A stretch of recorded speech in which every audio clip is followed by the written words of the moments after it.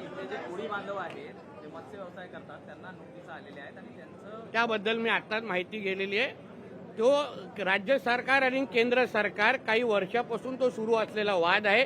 काही थकबाकी बाकी आहे, त्यासाठी केंद्र सरकारच्या संबंधित खात्यांनी नोटिसेस पाठवलेल्या आहेत.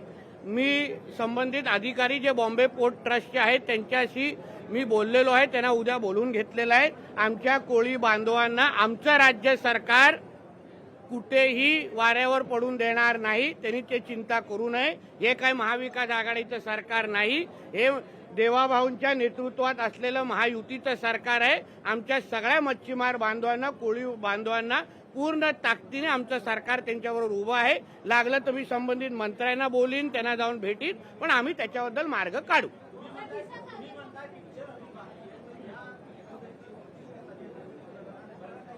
हो, नक्की बाकी आहे.